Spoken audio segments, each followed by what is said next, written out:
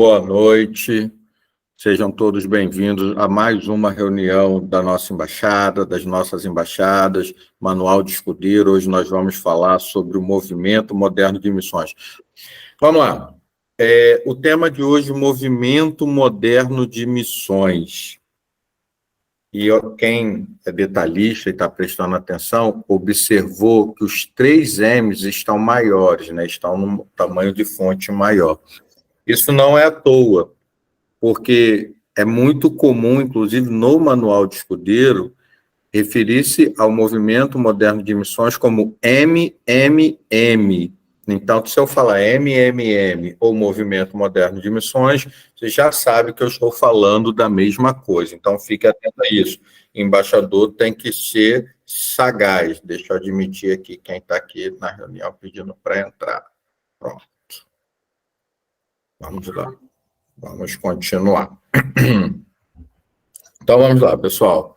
Essa é a tarefa 8 do Manual de Escudeiro. Vamos avançar.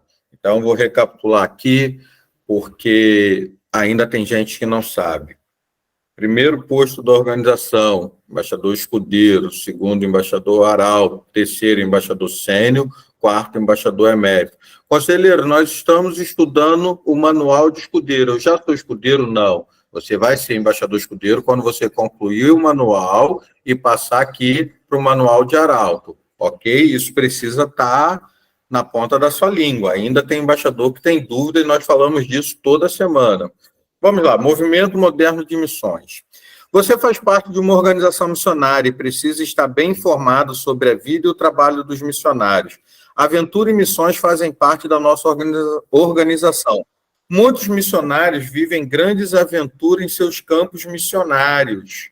Deixa eu só admitir aqui. Beleza, então vamos voltar aqui para a apresentação. Não apareceu. Vamos lá. Grandes aventuras em seus campos missionários. Você precisa buscar informações. Vamos lá. A nossa organização nada é por acaso, tenho falado isso com uma certa frequência, né? Tudo aqui tem um porquê. O motivo de existir acampamentos na nossa organização é para preparar o embaixador para ter condições, inclusive, de fazer missões em lugares remotos. Ontem, na vigília que teve na nossa igreja, inclusive um pastor, não foi nem na vigília, foi no culto da resposta, pastor Freitas falando, né, que não vai demorar muito tempo para a nossa igreja chegar à África. E, de fato, a África, assim como o Amazonas, é uma região em que, para ser missionário lá, você precisa estar preparado, né? Existem lugares no Amazonas, por exemplo, que não tem gás. Vai comer na lenha. Vai comer muito daquilo que você conseguir na floresta. Então, imagine ser missionário nesse lugar. Por isso, existem os acampamentos na nossa organização.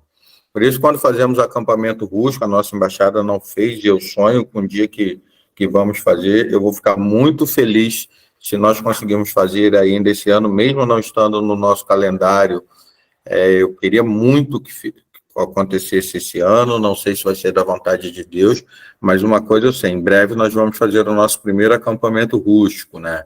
Comida na lenha, pegar água da cachoeira para beber, enfim.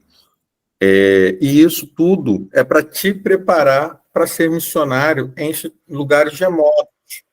Porque vamos combinar que ser missionário em lugares mais urbanizados tem algumas dificuldades, né? Você imagine, por exemplo, quem é missionário em uma área urbanizada, mas uma área de conflito. Ser missionário dentro de uma comunidade. E eu não estou falando nem só das comunidades do Brasil, não. Vamos pensar em comunidades na Colômbia, por exemplo, onde o movimento do tráfico de drogas domina aquela região. Apesar de ser um lugar urbanizado, é um lugar que você vai viver grandes aventuras. Então, vamos prosseguir.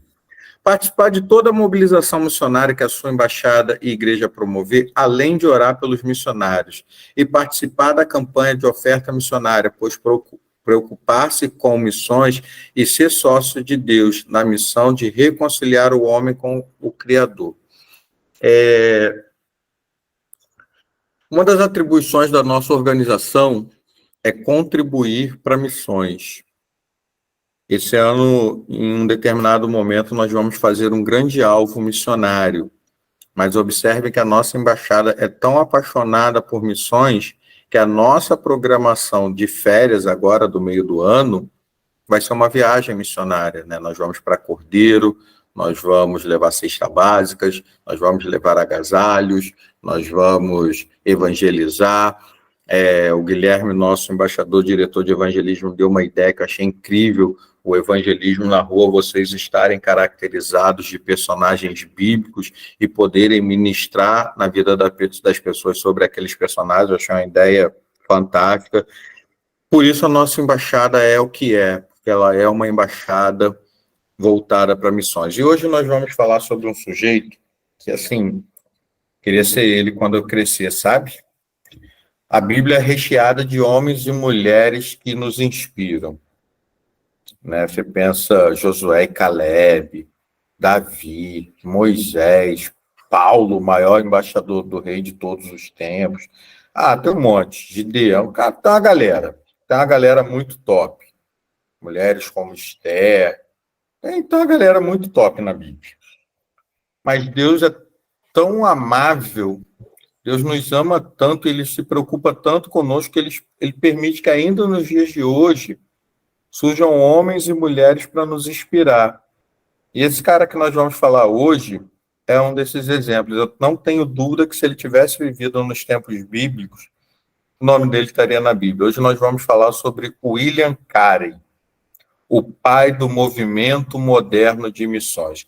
E nós vamos falar um pouquinho sobre a vida dele. Então, embaixador, você que está na reunião de hoje, você está matando duas tarefas de uma vez só. Você está estudando sobre o movimento moderno de missões e você já está fazendo uma biografia missionária, que é uma das tarefas que você precisa concluir para ser promovido ao manual de arautos e concluir o seu posto de escudeiro. Então, vamos lá. De 1761 a 1834 foi a vida de William Carey. Deixa eu abrir um parêntese aqui. Se você ouvir falar também como Guilherme Carey, não está errado. É que na nova versão, o novo manual de escudeiro vai tratar como William Carey. Agora, Celeiro, por que era Guilherme Carey? A explicação mais plausível é que tenha sido apenas um erro de tradução, né?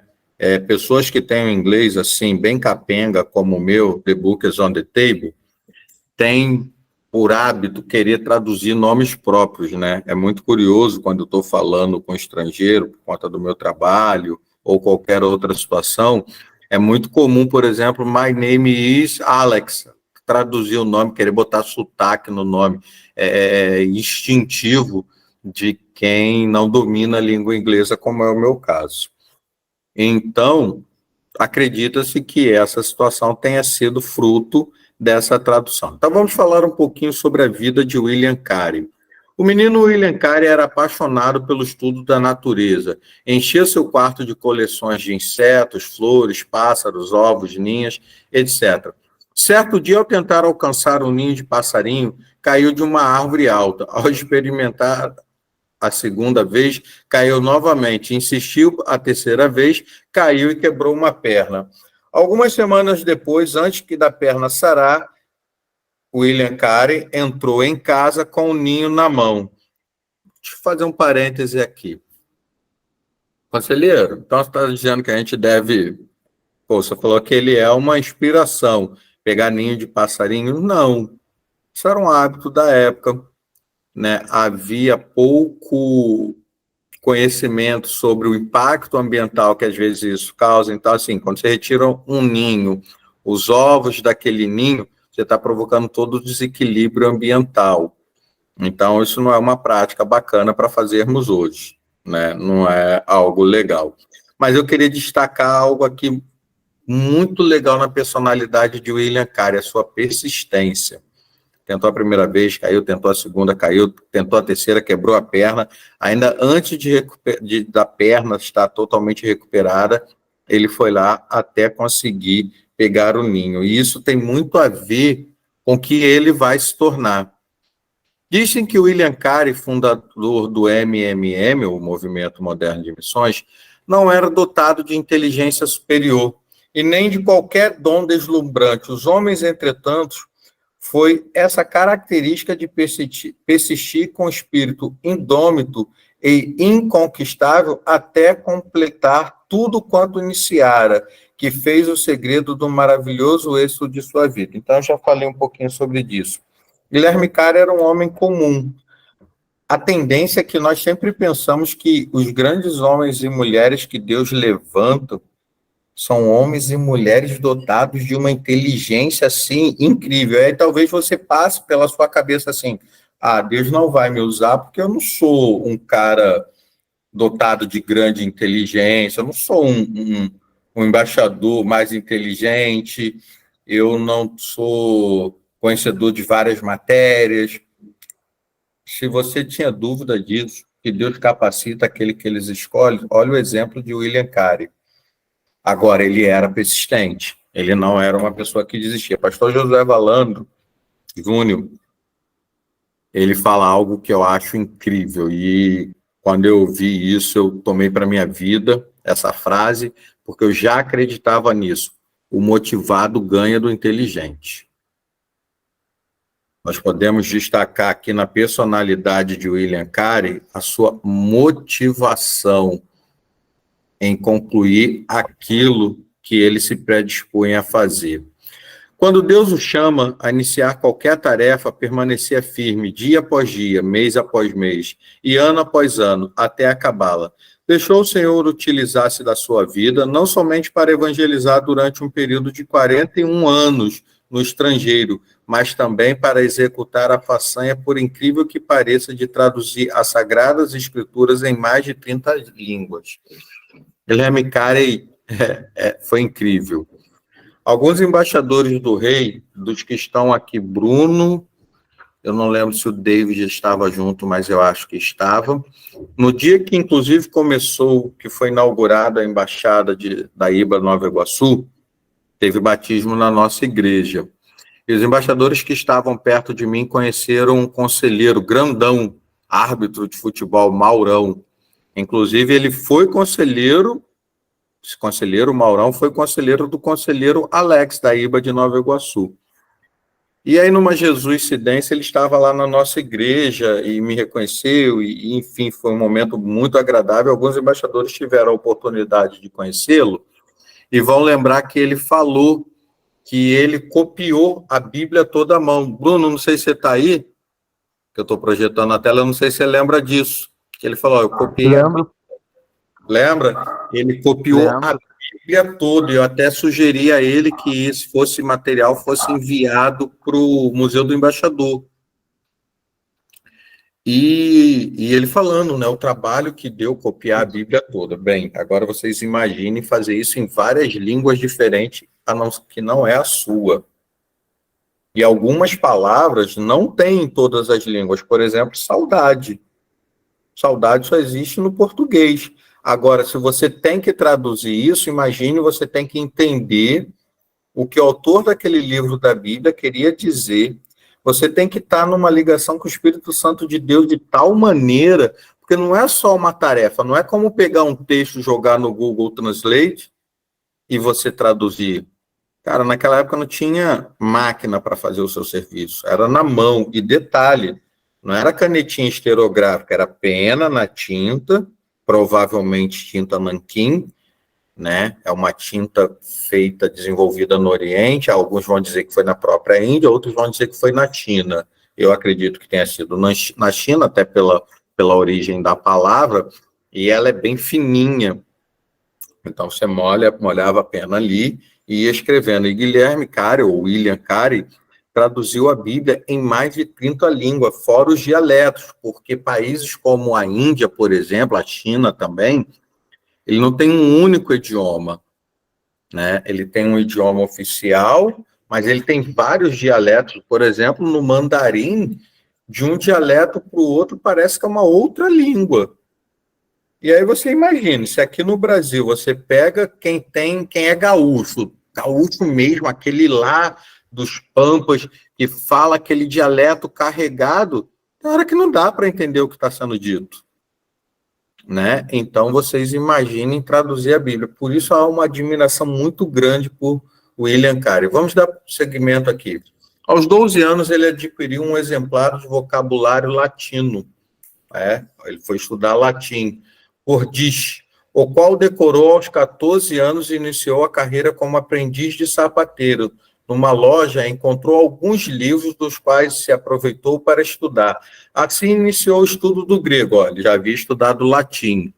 Agora ele começa com 12. Agora, com 14, ele começa a estudar grego. Foi nesse tempo que chegou a reconhecer que era um pecador perdido. Então, aos 14 anos, nesse período que ele ainda adolescente, ele aceita Jesus como salvador da vida dele. Porque mesmo sendo um garoto cristão, não importa se você nasceu ou não numa família cristã, se seu pai é pastor, ele é um ministro na igreja, para a salvação, filho de peixe não é peixinho. Você precisa ter a sua experiência com Deus, você precisa aceitar Jesus. E aqui a história de William Carey vai nos mostrar quando foi que aconteceu. E começou a examinar cuidadosamente as Escrituras. Não muito depois da sua conversão, com 18 anos de idade, pregou o seu primeiro sermão, a reconhecer o batismo por imersão, que é bíblico. Deixa eu derrubar a tela para receber aqui alguém. Bem, não está aqui para mim. Deixa eu ver se aparece. Não. Deixa eu voltar, então. Vamos lá. O primeiro sermão de William Carey vai ser reconhecer a importância do batismo por imersão. Conselheiro, o que é isso? É quando você deita lá a pessoa na água, né? Esse é o batismo. Por que isso, conselheiro? Porque em algumas outras religiões cristãs, o batismo não é feito por imersão, mesmo sendo feito com água. Vou dar um exemplo na Igreja Católica, que é apenas um pouquinho de água, o padre vai pegar e vai jogar um pouquinho de água sobre a testa, sobre a cabeça da criança, normalmente bebê, porque é um costume lá se batizar a criança logo no início da sua vida, ao contrário da nossa denominação, onde nós entendemos que para você se batizar, você precisa compreender o que é aquilo. E um bebê não compreende que ele está sendo batizado. Ele nem vai lembrar daquilo quando ele crescer. E aí vamos dar seguimento. Tomar emprestado livros para estudar. E apesar de viver em pobreza, adquirir alguns livros usados. Deixa eu ver que eu acho que alguém está querendo entrar aqui. Não. Deixa eu ver. Não. Beleza. Então vamos dar continuidade. Apesar da sua pobreza, adquiri alguns livros para estudar, usando seus métodos para aumentar conhecimento de outras línguas, consiste em ler diariamente a Bíblia em latim, grego e hebraico. Qual é o negócio para você? Você já tentou ler algum texto em grego ou hebraico? Vou falar um negócio para vocês. Pense em algo difícil. É entender o próprio dialeto grego e hebraico. É algo muito difícil. Observem que já muito novo, ele já tinha um domínio sobre outras línguas além do inglês, que era a língua original, uma vez que Guilherme Carey, ou William Carey, era inglês. Tá? Então vamos lá. Com a idade de 20 anos, casou-se, porém, os membros da igreja onde pregavam eram pobres. William Carey teve de continuar seu ofício de sapateiro para ganhar o pão cotidiano. Então, deixa eu explicar.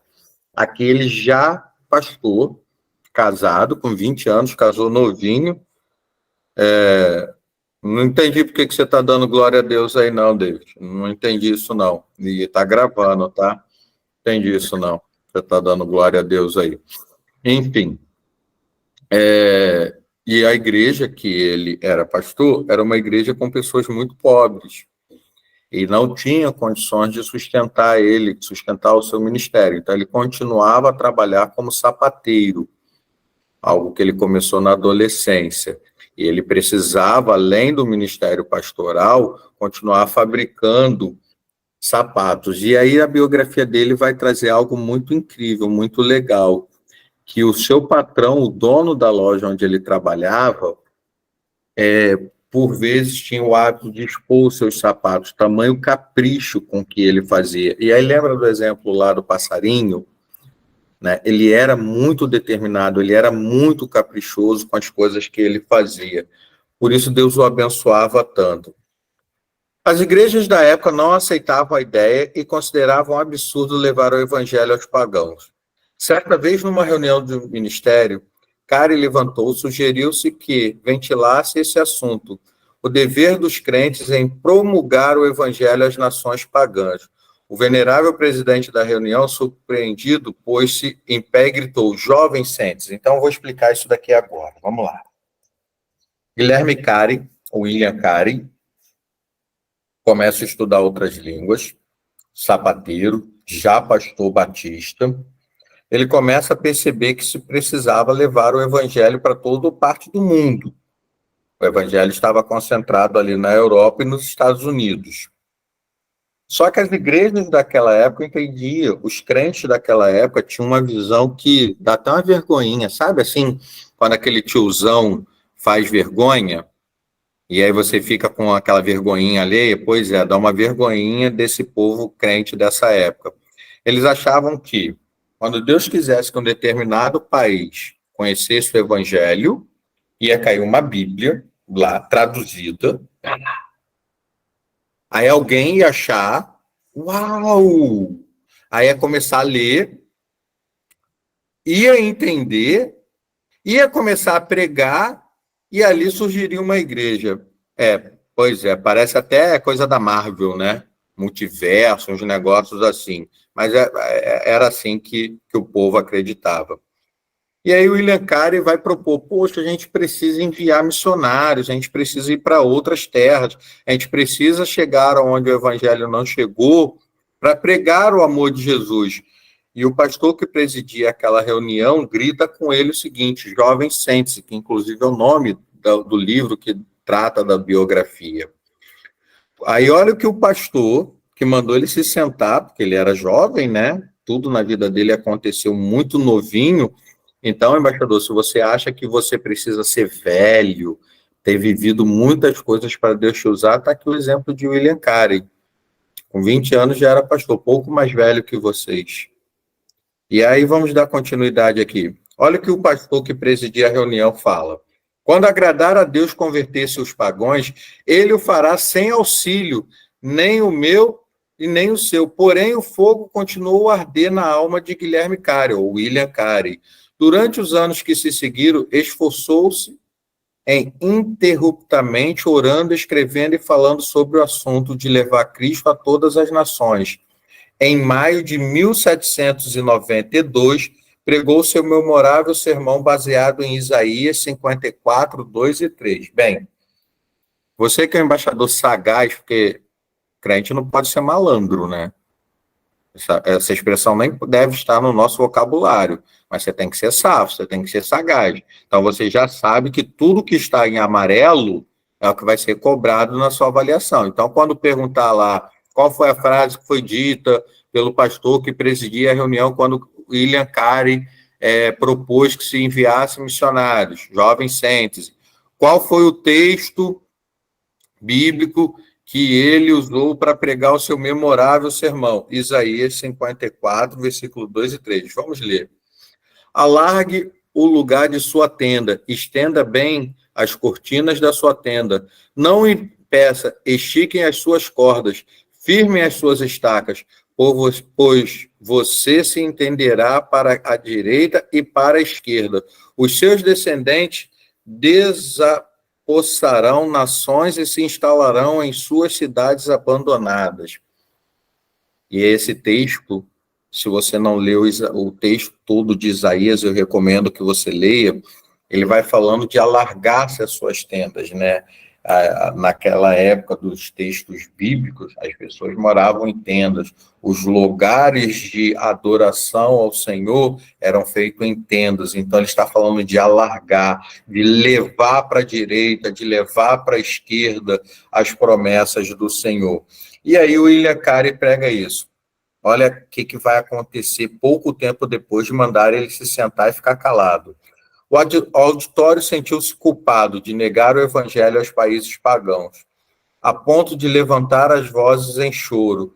Foi então organizada a primeira sociedade missionária na história das igrejas de Cristo para a pregação do evangelho entre os povos nunca evangelizados. Alguns, como Benedict Elliot Schwartz, já tinham ido pregar em lugares distantes, mas sem que as igrejas se unissem para sustentá-los. Então, você precisa entender o seguinte.